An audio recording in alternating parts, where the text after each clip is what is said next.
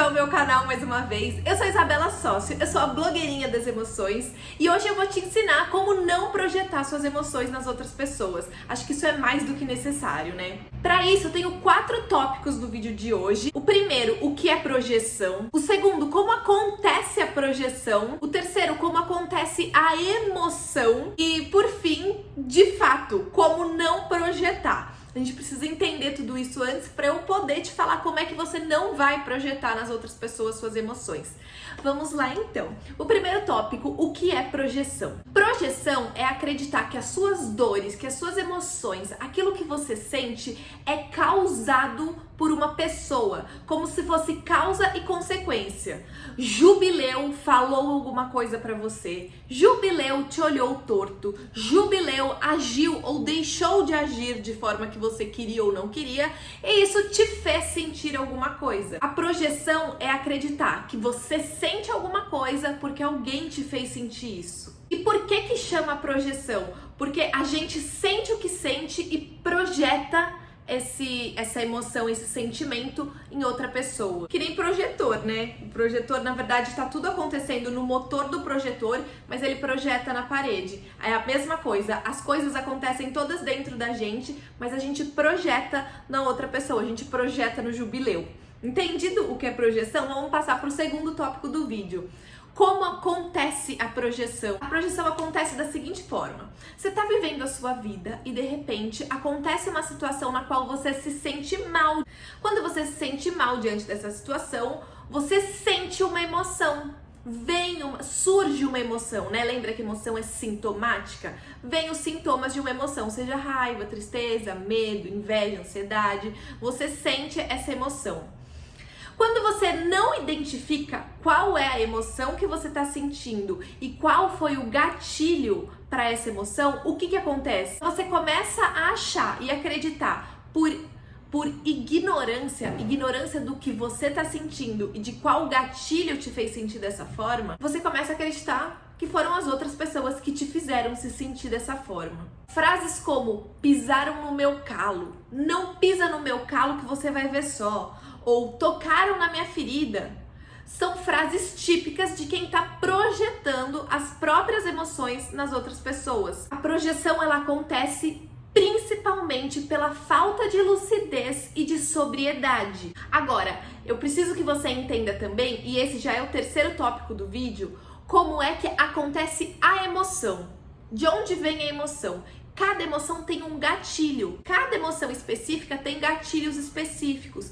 E se você quiser saber os gatilhos específicos, vai lá no meu Instagram que tá tudo salvo nos destaques, @isabela.socio. É importante que você entenda os gatilhos de cada uma das emoções para que você tenha lucidez, clareza do que tá acontecendo na sua vida, do que tá acontecendo com você. Isso realmente é importante. Os gatilhos, eles dependem de como você se vê diante das situações. Porque pode ser que numa mesma situação você se sinta bem num dia e você se sinta mal no outro. Pode ser que numa mesma situação você encare de uma forma e outra pessoa encare de outra forma. E aí eu vou exemplificar, tá? Eu vou exemplificar, senão fica tudo muito solto. Pode ser que você tenha chegado atrasado no seu trabalho. Você pegou carona com uma pessoa e você acabou chegando atrasado no trabalho por culpa dessa outra pessoa.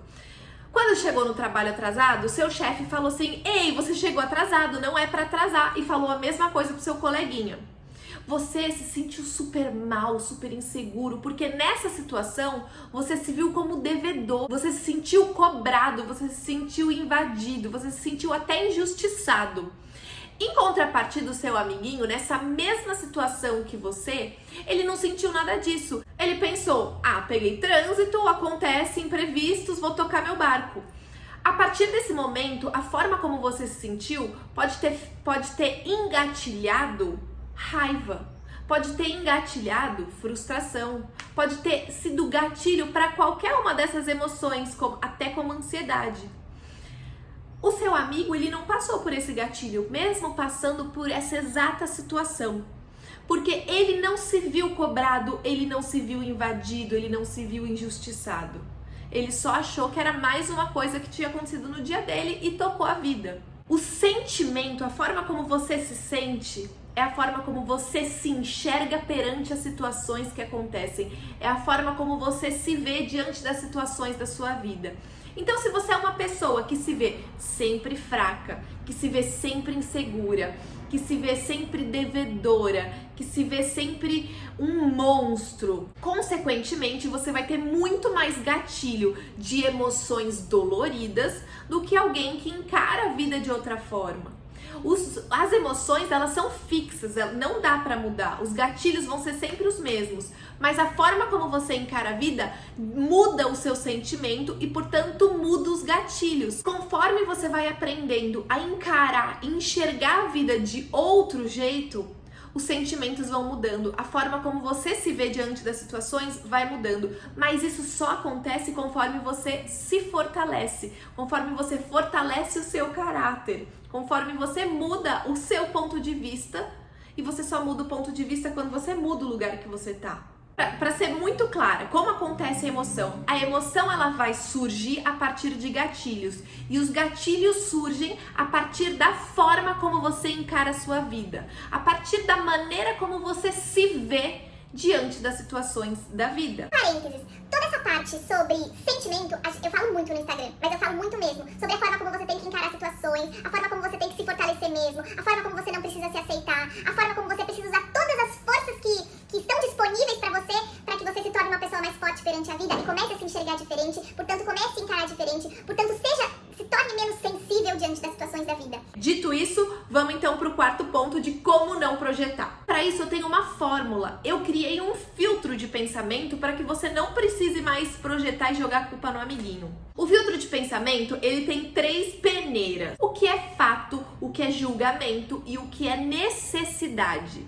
Você vai começar a prestar atenção naquilo que está te incomodando, naquilo que são os gatilhos das suas emoções e vai começar a separar isso nesses 3 pontos. Para ficar muito claro, eu vou dar exemplos. Eu vou dar um exemplo de vida pessoal, para você conseguir entender exatamente o que eu tô falando e poder praticar isso. Porque no fim das contas, não adianta nada você assistir esse vídeo e não praticar o filtro de pensamento, porque daí você vai continuar projetando. Teve uma terça-feira que eu tava voltando do trabalho e eu lembro que é terça-feira porque terça-feira é o dia do meu rodízio. Nesse dia, eu ia dar uma aula para minha mentoria.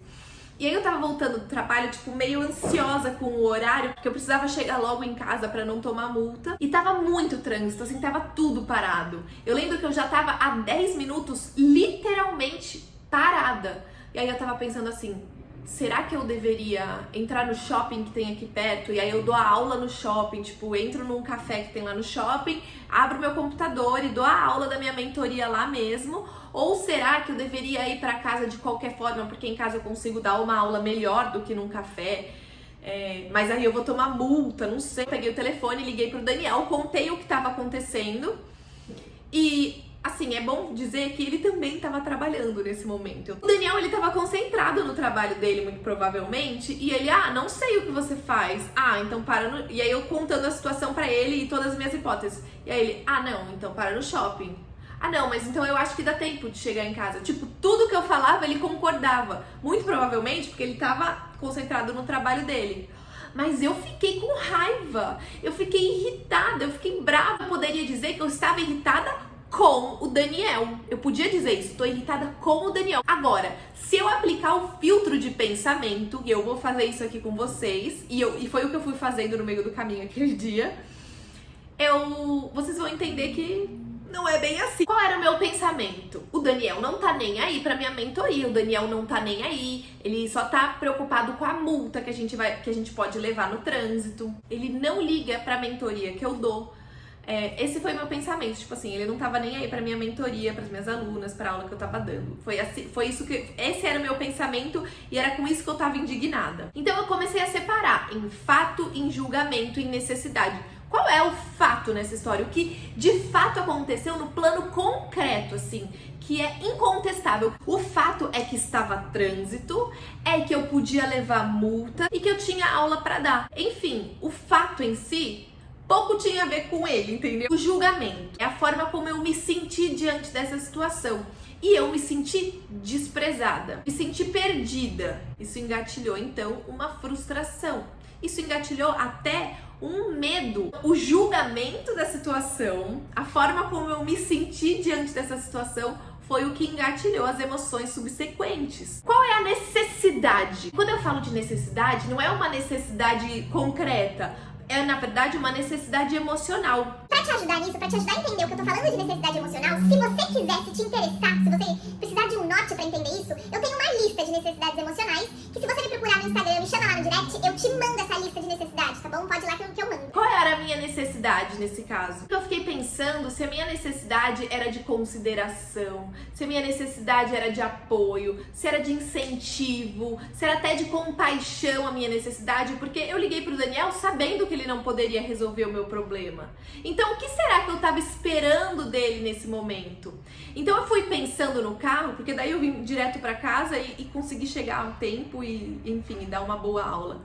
Mas eu vim pensando no carro qual era a minha necessidade. Quando eu entendi que a minha necessidade era de valorização, eu queria me sentir valorizada, eu também entendi que não era o Daniel que precisaria me valorizar nesse caso.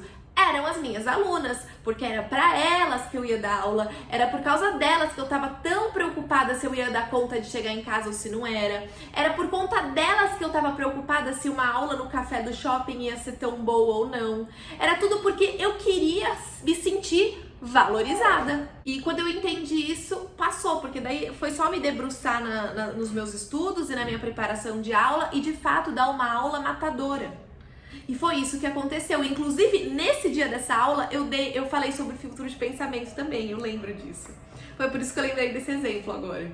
Quando a gente entende o fato, a gente para de lidar com as nossas paranoias, a gente para de lidar com aquilo que tá só dentro da nossa cabeça e a gente começa a lidar com a nossa realidade, porque muitas vezes, e na maioria delas, os nossos pensamentos não condizem com a realidade.